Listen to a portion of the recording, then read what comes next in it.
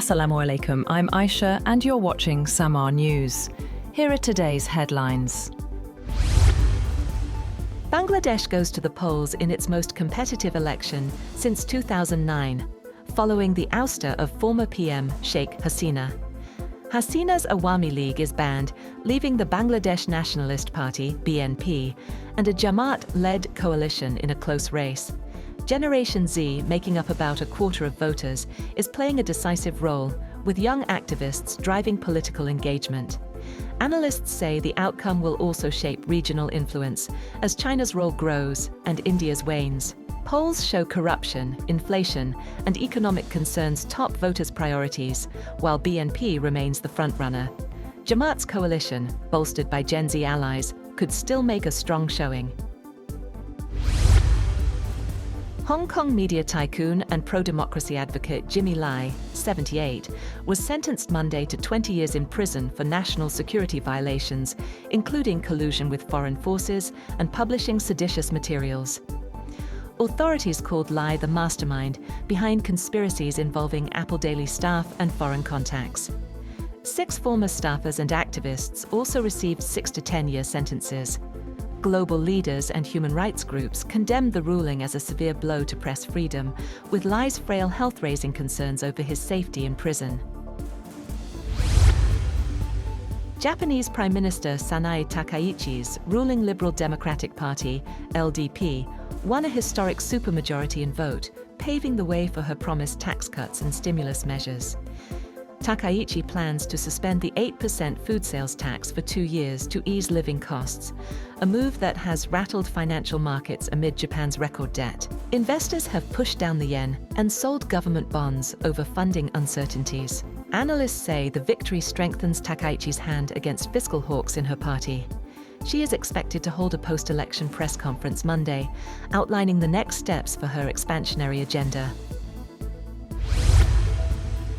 Brenton Tarrant, the white supremacist who killed 51 worshippers in Christchurch mosques in 2019, tells New Zealand court that harsh prison conditions impaired his mental health, making him unfit to plead guilty.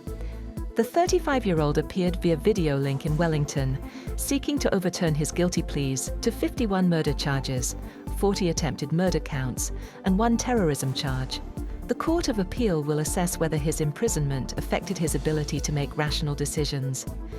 Tarrant is serving life without parole, the first such sentence in New Zealand. Families of victims expressed frustration over the appeal process, calling it a waste of time and resources. The appeal hearing is expected to last 5 days, with a later hearing planned if his pleas are overturned.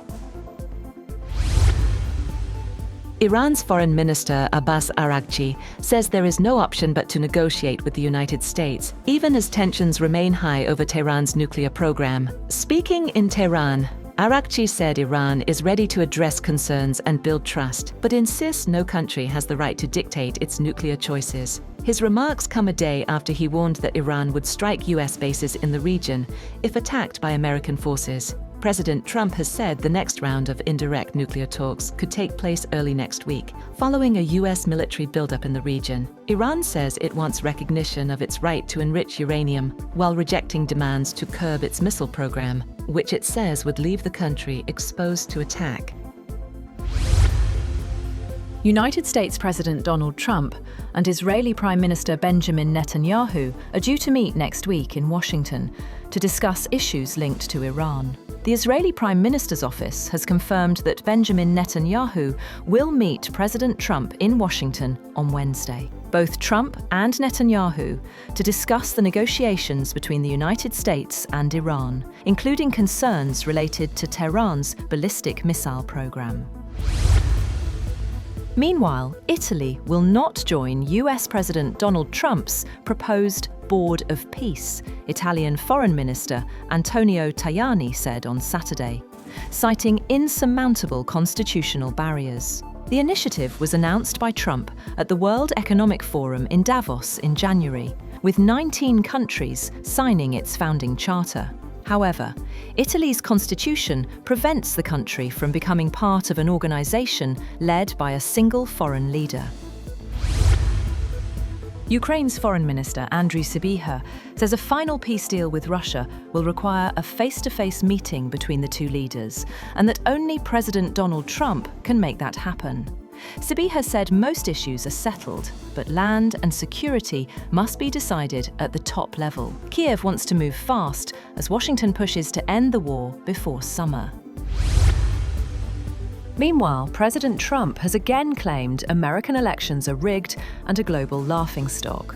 In a post on Truth Social, he demanded strict voting rules under a proposed Save America Act, including mandatory voter ID and limits on mail-in ballots. Democrats have accused Trump of trying to nationalize elections and vow to block the move. That's all for now. For more updates, visit www.samaa.tv. Thank you for watching Samaa News.